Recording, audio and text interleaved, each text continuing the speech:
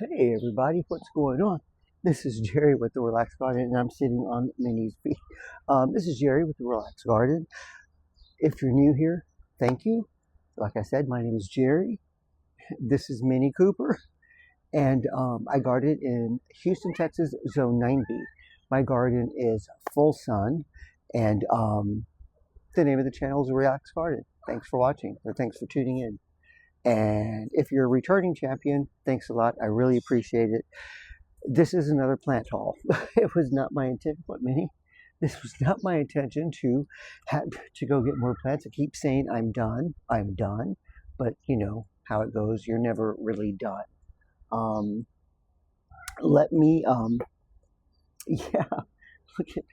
Let me start with this is I bought. Well, number one, I bought a bunch of. They're all pollinator plants, bees, butterflies, and hummingbirds. That's it. That's what I'm buying this year. It's all. I have a bunch of them already in the garden, don't I, Minnie? And I just bought some more. So this one, let's start, is Salvia Amigo. I bought two of them. Okay, it's stuck on the other one. I bought two of them. All right, kind of wispy. They're hard to look at. Let me bring this over so you can see the. Look at that. Look at the dark calyx and these bright pink or purple flowers. Look at that. Pretty cool. There you go. Anyway, I think that's pretty cool. I have two of them. Let me read off some statistics for you. So I'm giving you actual information, not just what I can remember. So that's Salvia Amigo, often referred to as a cultivar of the Salvia granitica. It's compact, it's mounded, and or upright, typically measuring anywhere from 28 to 30 inches tall and wide. These, in my experience, are more on the 36 tall and 36 wide size of things. Once you get them in the ground and they're perfect in the right conditions, full sun in the ground. It's known for deep purple to violet two-lipped flowers that bloom from summer until the first frost, thriving in full to partial sun. Mine will be in full sun, and like I said, in my experience, I've had these before. They will bloom clear through the first frost. They absolutely, especially here in Houston, Texas, Zone 9B, where we don't. Yeah, we stay hot for a very long time. Our winters don't truly start until January. So that's that. It's hardy from zones 8 to 11. I'm zone 9. And it likes full sun to partial shade. It'll be in full sun for me. The bloom color is purple or indigo with dark calyxes. That's exactly what I have here. As far as water needs go, it is average. Water regularly, but don't overwater. Of course, like I mentioned before, its habit, it grows in a mounded, upright shape. And of course, one of the main reasons I bought it, it attracts hummingbirds, bees, and butterflies. That's the three big ones right there. Hummingbirds, bees, and butterflies. You can put it in a container if you like and use it as an accent plant someplace else. It thrives in a nutrient-rich, well-drained soil. Generally it's very low maintenance. That's been my experience with it. Though regular deadheading. Oh yeah. So once a stalk is, all the flowers have fallen off, and all you're left with is something like this. It doesn't have any flowers in it. You can cut this off. Let me show you. Although this is a different one. This is what it looks like. These are the flowers right here. Okay, this one, there's nothing left. So I would cut this off where these leaves fork. I would cut that off right there. Just took that off. And then it'll make it bloom again. It'll make it thrust out or put out more flowers. So that's pretty much the only maintenance you need to do with it. So that one was Salvia Amigo. The one I just showed you is Orange Sky Salvia. Look at that color. Isn't that amazing? Orange Sky Salvia. I love it. Very cool. So this one, there's some statistics on this one. It is Salvia skyscraper orange.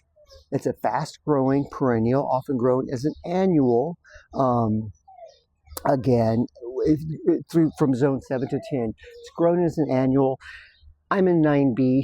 This will be a perennial for me. It'll die back if we have a cold snap, or a couple of freezing nights. It will die back to the ground, but it'll come back from the roots. Our ground doesn't freeze, so yeah, it'll come back. It's come back for me in the past. Hardiness from zones 7 to 10. Bloom time, again, from spring through fall, full sun to partial shade, cut back after the flower is spent. It's drought tolerant, but like I've said before with other plants, eventually everything needs water. There's no plant, or maybe there are some. I'm in Houston, Texas. We're quite tropical. Despite the fact that we often have droughts, we still have a very humid climate. So yeah, most things that are called drought resistant at some point need to be watered. Large blooms, just like I showed you. It's very pollinator friendly. Of course, the three important ones: it attracts butterflies, it attracts hummingbirds, and it attracts bees. What more can you want? It's great for mixed containers, small gardens, sunny borders. It's heat and drought tolerant. So there you go. It thrives in moist, well-drained soils.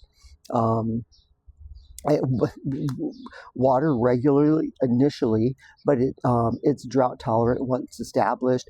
Fertilize every 2 weeks to promote growth. So that is that. That is the Orange Sky Salvia. I love that color. That is beautiful. Okay. The next one, you've seen these before. I had another plant haul where I bought a bunch of Penta, and again, I have more Penta here. I have 8 of them. I had white ones in my other plant haul: white, purple, and red.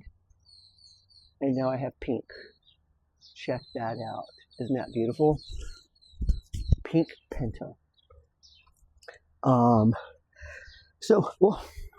me show you again. It's called the Egyptian starflower because each little floret is shaped like a star. See that? Starflower. Egyptian starflower. Very low maintenance, heat-loving, and sun-loving herbaceous perennial, often grown as annuals depending on when you live. I've had these come back for me if we haven't had a really bad winter. They typically grow 1 to 3 feet tall. For me, I've had them grow anywhere. I've never had them as short as 1 feet tall, 1 foot tall. They're typically to the 2 to 3 foot range. Yep, soil, well-drained soil, drought tolerant once established, continuous blooming from late spring through the first frost. Maintenance, again, they're self-cleaning. You do not have to deadhead them. They lose their spent blooms on their own. You plant it in the spring after the danger of frost has passed. Believe me, there is no frost. We're in May. So I've got to keep an eye on them for the heat, not for frost. Uses slow-release fertilizer, and they're generally pest resistant. I have never ever had any that have had any pest issues. So again, I had 8 of them. That is 8 Penta. Yeah, and this one's called Graffiti Pink. Check that out. Graffiti Pink. Okay. And last, but absolutely not least, is this. Check it out. Look at that color. Isn't that amazing? That is a Lemon Sorbet Shrimp Plant. And put this right here. Look at that. Lemon Sorbet Shrimp Plant. Justicia brandigiana, lemon sorbet. It's a compact evergreen perennial shrub known for its pale yellow to chartreuse bracts that resemble shrimp. And in fact, check that out. Look at that shrimp. It resembles shrimp, and it has these tiny little white flowers in them. It thrives in part shade and grows roughly 2 to 3 feet tall and wide. It's hardy from zones 8 to 11. I'm in zone 9B, so it's going to be very hardy here, making it excellent for what? Hummingbirds. Yep, the coloration pale yellow to lime green, part shade to full sun. I've cut that. Hardiness to zone 8 to 11. It dies back in cold winters but returns in the spring from the roots. So it may look dead, but underneath the ground, the roots are alive. Birds, the roots are alive, and it will come back from the roots. So there's that. Well-drained soil prefers to stay consistently moist. Maintenance is low. Yeah, not much of anything. Ideal for shade containers, mixed borders, and attracting hummingbirds and butterflies. This plant acts as a robust blooming shrub throughout the warm season, and in colder climates, it can be grown in pots and brought indoors. So that is that. Let me go through everything one last time. Oh, and very importantly, I bought this stuff at one of my favorite nurseries in Houston, Texas. It's a small nursery, a little boutique nursery called New Roots Nursery. It's on Main Street in the Heights, in between Northside and the Heights. Perfect. I absolutely love that little nursery. They have all kinds of really cool garden antiques and great plants. So let's do a recap. First is this salvia, this purple salvia. Look at that. Check that out. Isn't that cool? Very cool. And that one was, see, this is where I write stuff down. Salvia Amigo. Salvia Amigo.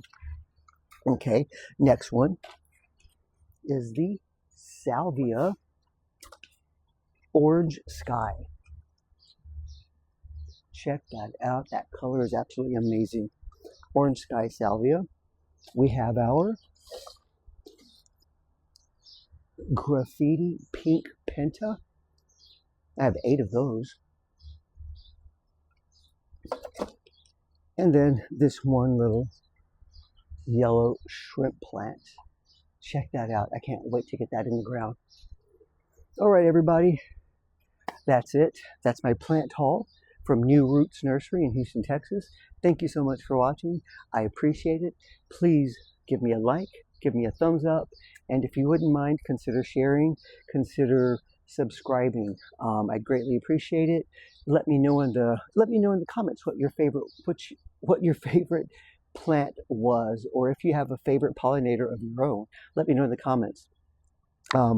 Anyway, thanks for watching. Talk to you guys later. Bye.